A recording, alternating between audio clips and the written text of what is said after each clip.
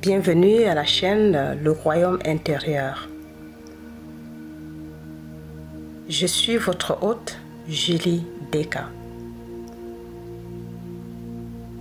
Aujourd'hui, nous allons découvrir comment Abdullah a initié Neville Goddard à penser en quatrième dimension.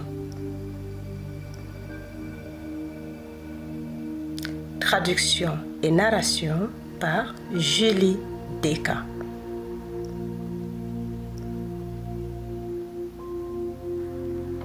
Comment penser en quatrième dimension? Il leur dit: j'ai de la viande que tu ne connais pas. Je suis le pain qui descend du ciel. Je suis le vin. Je sais ce que je veux être. Et parce que je suis ce pain, j'en fais un festin. Je suppose que je le suis, et au lieu de me réjouir du fait que je suis dans cette pièce en train de vous parler et que vous m'écoutez, et que je suis à Los Angeles, je me réjouis du fait que je suis ailleurs et que je marche ici comme si j'étais ailleurs. Et peu à peu, je deviens ce dont je me régale.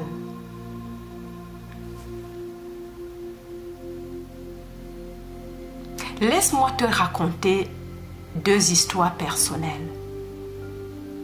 Quand j'étais enfant, je vivais dans un environnement très limité sur une petite île appelée Barbade. Les aliments pour animaux étaient très rares, très rares et très chers parce que nous devions les importer. Je fais partie d'une famille de 10 enfants et ma grand-mère vivait avec nous et on était 13 à table. Je me souviens que ma mère disait souvent au cuisinier en début de semaine: je veux que tu me mettes 3 canards de côté pour le dîner du dimanche. Cela signifie qu'elle prenait 3 canards du troupeau dans la cour et les enfermait dans une toute petite cage pour les nourrir. Les bourrer matin, midi et soir de maïs et de toutes les choses dont elle voulait que les canards se régalent. C'était un régime alimentaire totalement différent de celui que nous donnions régulièrement aux canards, car nous maintenions ces oiseaux en vie en leur donnant des poissons. Nous les maintenions en vie et leur donnions du poisson parce que le poisson était très bon marché et abondant.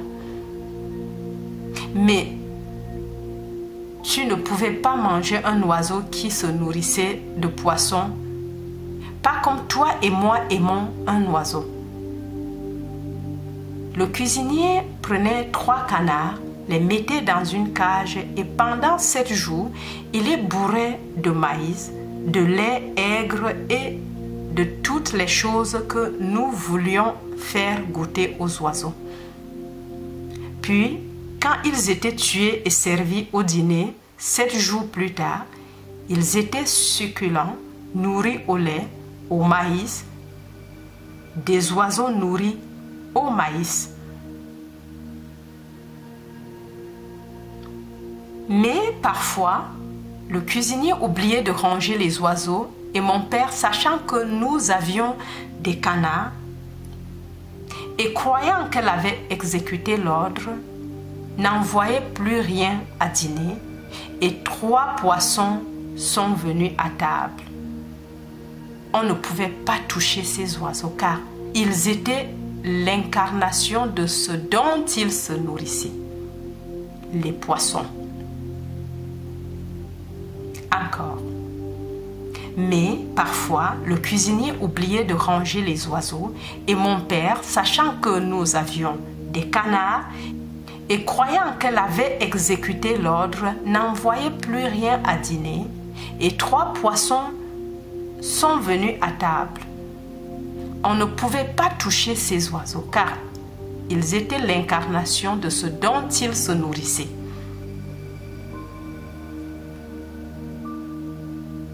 L'homme est un être psychologique, un penseur.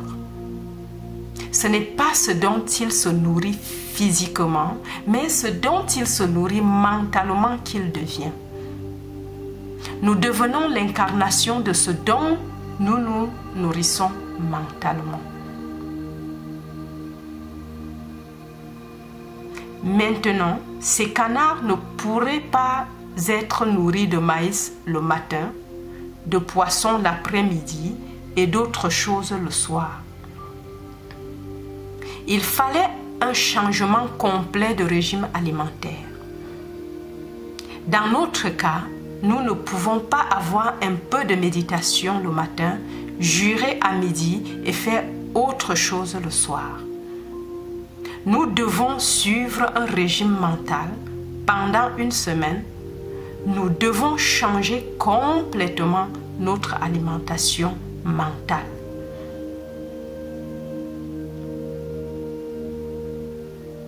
Tout ce qui est vrai, tout ce qui est honnête, tout ce qui est juste, tout ce qui est pur, tout ce qui est de bon sens.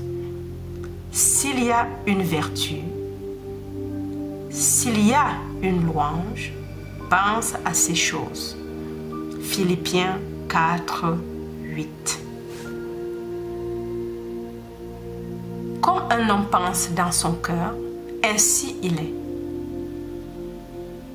Si je pouvais maintenant déterminer le genre de nourriture mentale que je veux exprimer dans mon monde et en faire un festin, je le deviendrai.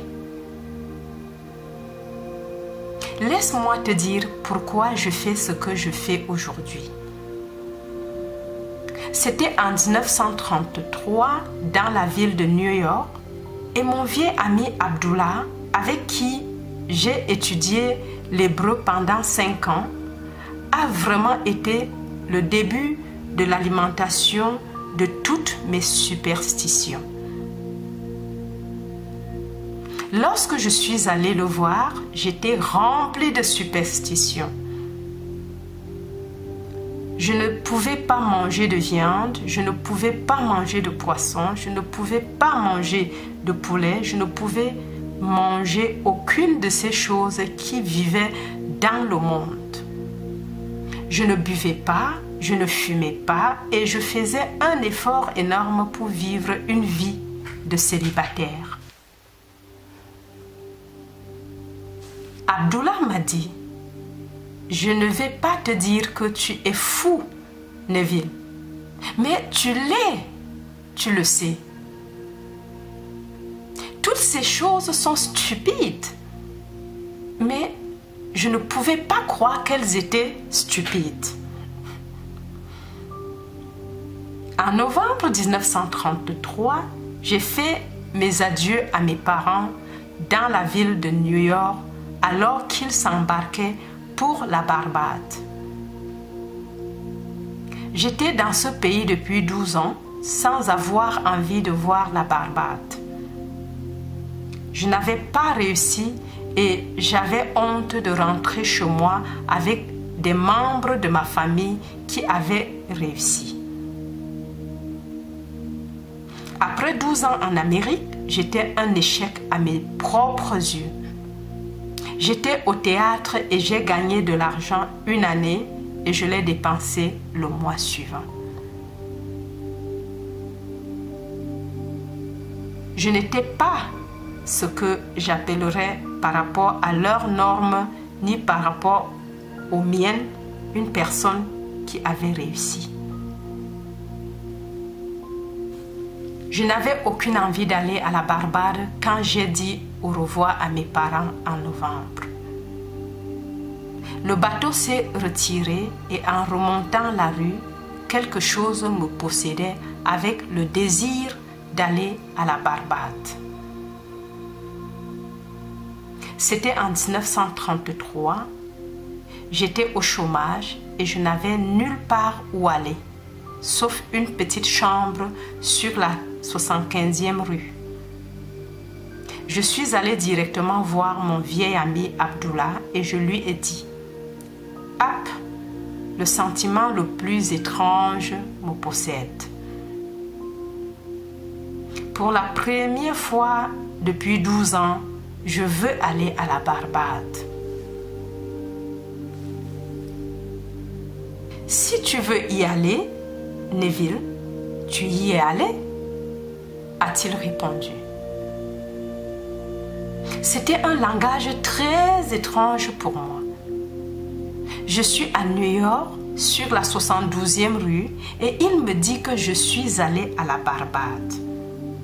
Je lui ai dit, « Que veux-tu dire? Je suis parti à la Barbade. » Il m'a répondu, « Tu veux vraiment y aller? »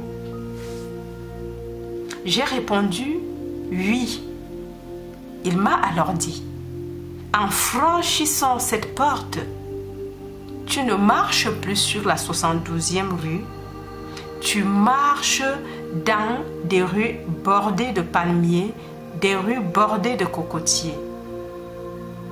Nous sommes à la Barbade. Ne me demande pas comment tu vas y aller. Tu es à la Barbade. Tu ne dis pas comment quand tu y es. Tu y es. Maintenant, tu marches comme si tu y étais déjà.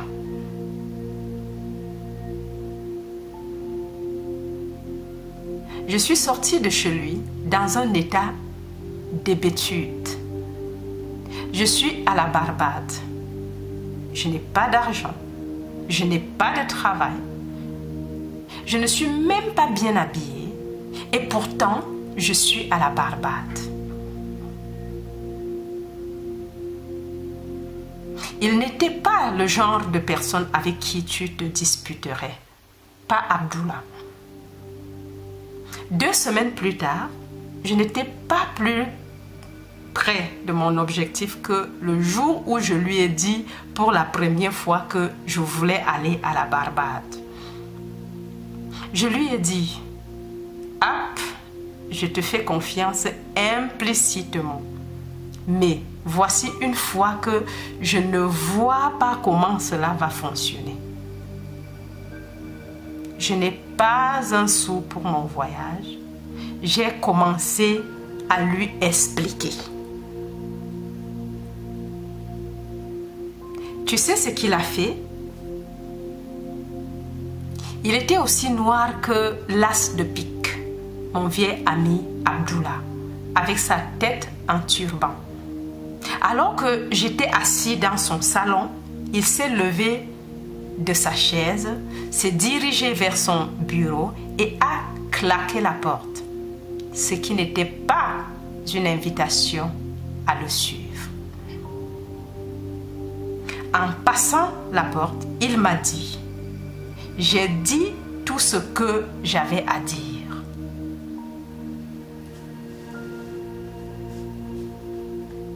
Le 3 décembre, je me suis tenue devant Abdullah et je lui ai répété que je n'étais pas plus près de mon voyage. Il a répété sa déclaration. « Tu es à la Barbade. » Le tout dernier navire qui se rendait à la Barbade et qui m'y amènerait pour la raison que je voulais y aller, à savoir pour Noël, embarquait à midi le 6 décembre. Le vieux Nerissa. Le matin du 4 décembre, n'ayant pas de travail, n'ayant nulle part où aller, je me suis couchée tard. Quand je me suis levée, il y avait une lettre de courrier aérien de la Barbade sous ma porte. En ouvrant la lettre, un petit bout de papier a vacillé sur le sol. Je l'ai ramassé et c'était une traite de $50. La lettre était de mon frère Victor et elle disait: « Je ne te demande pas de venir, Neville, c'est un ordre. Nous n'avons jamais eu un Noël où tous les membres de notre famille étaient présents et en même temps. Ce Noël, cela pourrait être fait si tu venais. » Encore. La lettre était de mon frère Victor et elle disait: « Je ne te demande pas de venir, Neville, c'est un ordre. Nous n'avons jamais eu un Noël où tous les membres de notre famille étaient présents en même temps. Ce Noël, cela pourrait être fait si tu venais. » Mon frère aîné Cécile a quitté la maison avant la naissance du plus jeune. Puis nous avons commencé à nous éloigner de la maison à des moments différents, de sorte que jamais dans l'histoire de notre famille, nous n'avions été tous ensemble en même temps. La lettre continuait ainsi. « Tu ne travailles pas. Je sais qu'il n'y a aucune raison pour que tu ne puisses pas venir. Tu dois donc être ici avant Noël. Les $50 ci-joints sont destinés à l'achat de quelques chemises ou d'une paire de chaussures dont tu pourrais avoir besoin pour le voyage. Tu n'auras pas besoin de pourboire. Utilise le bar si tu bois. J'irai à la rencontre du bateau et je payerai tous tes pourboires et tes dépenses que tu auras engagées. J'ai télégraphié à Furness, Whitey & Co. à New York City et leur ai dit de te délivrer un billet lorsque tu te présenteras à leur bureau. Les $50 servent simplement à acheter quelques petits articles de première nécessité. Tu peux signer comme tu veux à bord du bateau. Je le remplirai et je m'occuperai de toutes les obligations. Encore. La lettre continuait ainsi. Tu ne travailles pas. Je sais qu'il n'y a aucune raison pour que tu ne puisses pas venir. Tu dois donc être ici avant Noël. Les $50 ci-joints sont destinés à l'achat de quelques chemises ou d'une paire de chaussures dont tu pourrais avoir besoin pour le voyage. Tu n'auras pas besoin de pourboire. Utilise le bar si tu bois. J'irai à la rencontre du bateau et je payerai tous tes pourboires et les dépenses que tu auras engagées. J'ai télégraphié à Furness, Whitey & Co. à New York City et leur ai dit de te délivrer un billet lorsque tu te présenteras à leur bureau. Les $50 servent simplement à acheter quelques petits articles de première nécessité. Tu peux signer comme tu veux à bord du bateau. Je le remplirai et je m'occuperai de toutes les obligations. Je suis allée chez Furness, Whitey & Co. avec ma lettre et je les ai laissés la lire. Ils m'ont dit: nous avons reçu le câble, Monsieur Godard, mais malheureusement nous n'avons plus de place sur la navigation du 6 décembre. La seule chose disponible est la 3e classe entre New York et Saint-Thomas. quand nous arrivons à Saint-Thomas, nous avons quelques passagers qui descendent. Vous pourrez alors voyager en première classe de Saint-Thomas à la Barbade.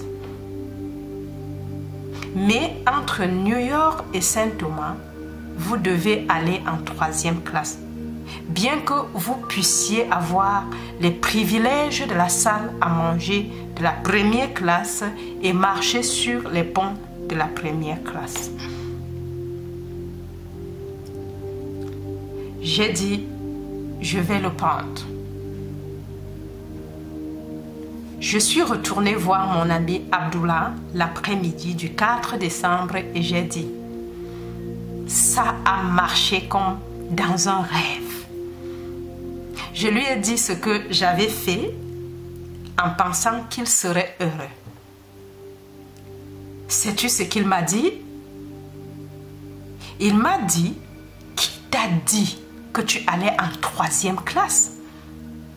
Est-ce que je t'ai vu à la Barbade? L'homme que tu es allé en troisième classe? Tu es à la Barbade et tu y es allé en première classe. Je n'ai pas eu un seul instant pour le revoir avant de prendre la mer le 6 décembre à midi.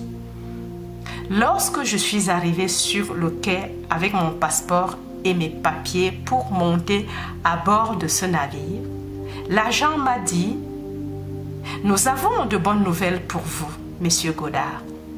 Il y a une annulation et vous allez partir en première classe. » Abdullah m'a appris l'importance de rester fidèle à une idée et de ne pas faire de compromis. J'ai hésité, mais il est resté fidèle à l'idée que j'étais à la Barbade et que j'avais voyagé en première classe.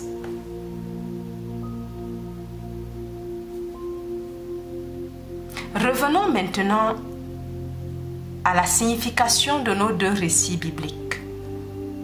Le puits est profond et tu n'as pas de seau, tu n'as pas de corde. Il reste 4 mois avant la récolte et Jésus dit, « J'ai de la viande à manger que vous ne connaissez pas. Je suis le pain du ciel. »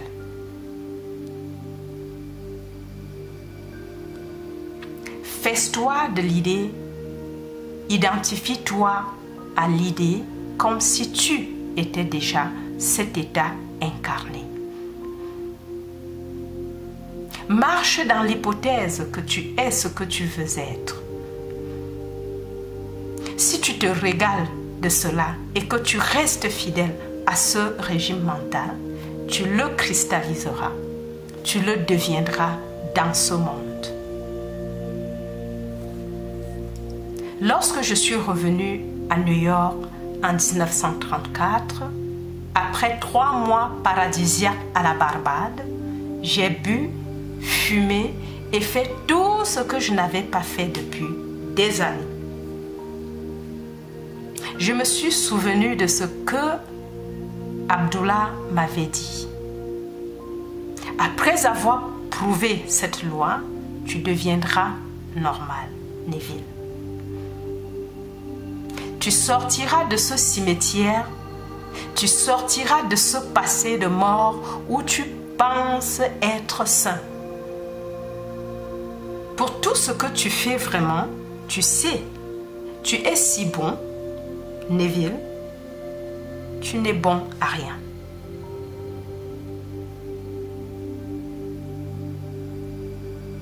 Je suis revenue en marchant sur cette terre complètement transformée. À partir de ce jour, qui était en février 1934, j'ai commencé à vivre de plus en plus. Je ne peux pas te dire honnêtement que j'ai toujours réussi. Mes nombreuses erreurs dans ce monde, mes nombreux échecs me condamneraient si je te disais que j'ai tellement maîtrisé les mouvements de mon attention que je peux à tout moment rester fidèle à l'idée que je veux incarner. Encore. Je suis revenue en marchant sur cette terre complètement transformée. À partir de ce jour, qui était en février 1934, j'ai commencé à vivre de plus en plus. Je ne peux pas te dire honnêtement que j'ai toujours réussi. Mais mes nombreuses erreurs dans ce monde, mes nombreux échecs me condamneraient si je te disais que j'ai tellement maîtrisé les mouvements de mon attention que je peux à tout moment rester fidèle à l'idée que je veux incarner.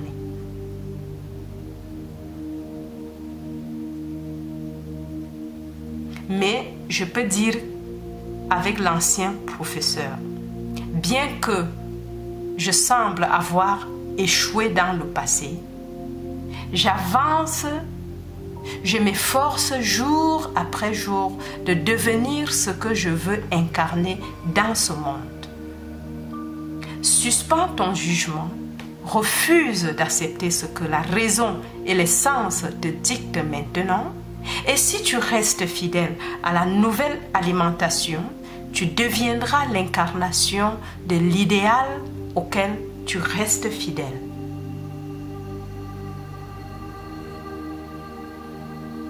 S'il y a un endroit dans le monde qui ne ressemble pas à ma petite île de la Barbade, c'est bien New York. À la Barbade, le plus haut bâtiment est de 3 étages et les rues sont bordées de palmiers et de cocotiers et de toutes sortes de choses tropicales. À New York, il faut aller dans un parc pour trouver un arbre.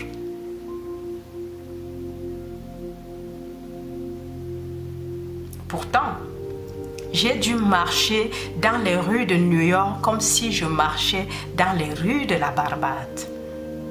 Pour l'imagination, tout est possible. J'ai marché en ayant l'impression de marcher dans les rues de la Barbade et dans cette hypothèse, je pouvais presque sentir l'odeur des ruelles bordées de cocotiers. J'ai commencé à créer dans mon esprit l'atmosphère que je rencontrerais physiquement si j'étais à la Barbade. Comme je restais fidèle à cette hypothèse, quelqu'un a annulé le passage et je l'ai reçu. Mon frère à la Barbade, qui n'a jamais pensé à mon retour à la maison, a la forte envie de m'écrire une lettre étrange.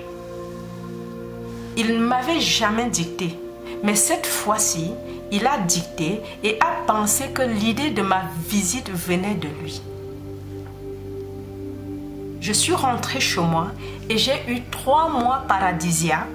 Je suis rentrée en première classe et j'ai ramené une sacrée somme d'argent dans ma poche, un cadeau.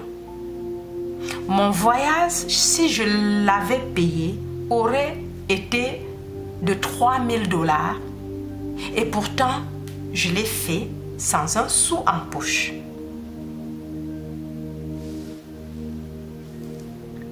J'ai des moyens que tu ne connais pas. Mes moyens sont passés, je ne les connais pas.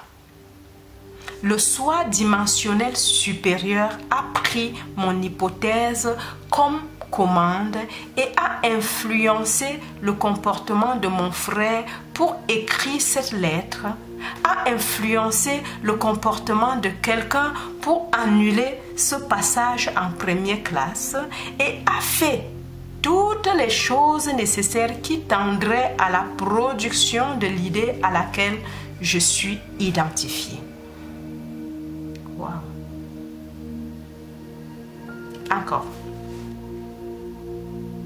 J'ai des moyens que tu ne connais pas. Mes moyens sont passés. Je ne les connais pas. Le soi dimensionnellement supérieur a pris mon hypothèse comme une commande et a influencé le comportement de mon frère pour écrire cette lettre, a influencé le comportement de quelqu'un pour annuler ce passage en première classe et a fait toutes les choses nécessaires qui tendraient à la production de l'idée à laquelle je suis identifié. J'ai été identifié avec le sentiment d'être là. Je dormais comme si j'étais là et tout le comportement de l'homme était modelé en harmonie avec mon hypothèse. Je n'ai pas eu besoin de descendre chez Furness White & Co. et de les supplier pour un passage en leur demandant d'annuler quelqu'un qui était réservé en première classe. Je n'ai pas eu besoin d'écrire à mon frère et de le supplier de m'envoyer de l'argent ou de m'acheter un passage. Il pensait être à l'origine de l'acte. En fait, jusqu'à ce jour, il croit avoir initié le désir de me ramener à la maison. Mon vieil ami Abdullah m'a simplement dit: tu es à la Barbade, Neville. Tu veux y être. Partout où tu veux être, là tu es. Vis comme si tu étais, et ça, tu le seras. Wow. Ce sont les deux points de vue sur le monde que possède chaque homme. Je me fiche de qui tu es. Chaque enfant né d'une femme, quelle que soit sa race, sa nation ou sa croyance, possède deux visions distinctes du monde. Soit tu es l'homme naturel qui ne reçoit pas les choses de l'Esprit de Dieu, parce que pour toi, dans la focalisation naturelle, elles sont une folie. Soit tu es l'homme spirituel qui perçoit les choses en dehors des limites de tes sens, parce que toutes les choses sont maintenant des réalités dans un monde dimensionnellement plus large. Il n'est pas nécessaire d'attendre 4 mois pour la récolte.